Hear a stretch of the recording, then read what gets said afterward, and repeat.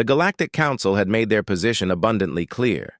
Humans were to remain in the sanctuary zones, away from predator species. It was for their own good, they insisted.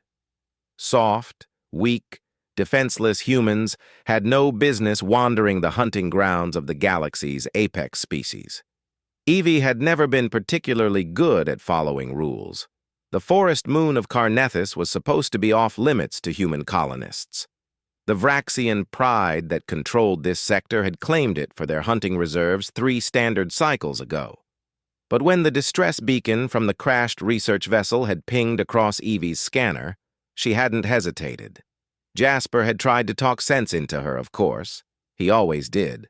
The Council specifically said, Jasper began, as their shuttle descended through the canopy. The Council isn't here, Evie interrupted, checking her medical kit. And someone sent out a distress call. We're responding. That's what humans do. Jasper sighed, adjusting his glasses as the forest rushed up to meet them. He'd been her research partner for 5 years now, long enough to know that arguing was futile once Evie had made up her mind. Still, he tried. You know the Vraxians consider this their territory. If they find us, then we'll be gone before they do. Evie flashed him a grin that didn't quite reach her worried eyes. They both knew the Vraxians. 8 feet of scaled muscle, retractable claws, and a bite force that could crush steel. The apex predators of their home world, and they treated every other species accordingly. The crash site was worse than Evie had hoped. The research vessel had come down hard, leaving a scar through the purple-tinted forest, but as they approached, movement caught her eye. Not adult Vraxians, thankfully. 2 cubs, no more than adolescents by their size, huddled near the wreckage. Their golden scales were dulled with dirt and fear, and one was clearly favoring its left leg. "Oh, no," Jasper whispered beside her. The cubs spotted them simultaneously.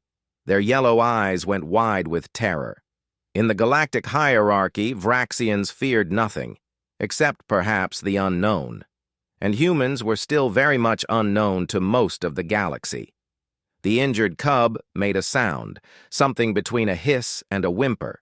Its companion, slightly larger, positioned itself protectively in front. Then they did something that made Evie's heart twist. They scrambled behind a cluster of cargo containers from the wreckage, attempting to hide. Their long, thick tails stuck out on either side, twitching nervously. Jasper made a sound suspiciously, like a suppressed laugh. "They think we can't see them." "Shh." Evie held up a hand, lowering herself into a crouch.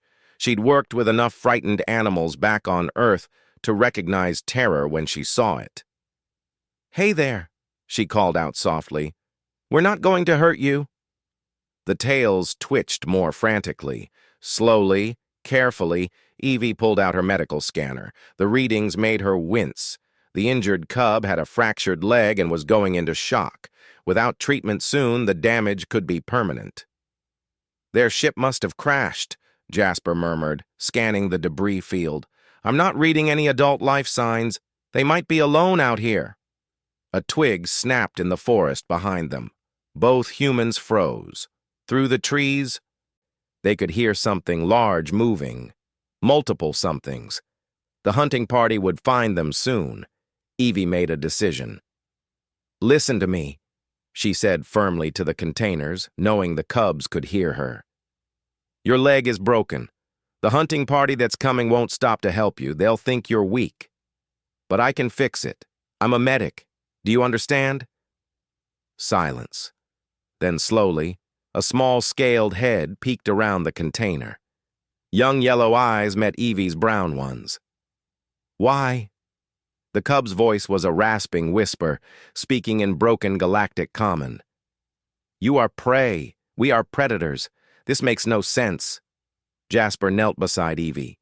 "On our world," he said gently, "we have a saying. We judge a civilization not by how it treats its strongest members, but its most vulnerable." The sounds in the forest grew closer. Voices now. speaking in the harsh Vraxian tongue. "Your choice," Evie said, "but make it fast." The injured cub emerged first, limping badly.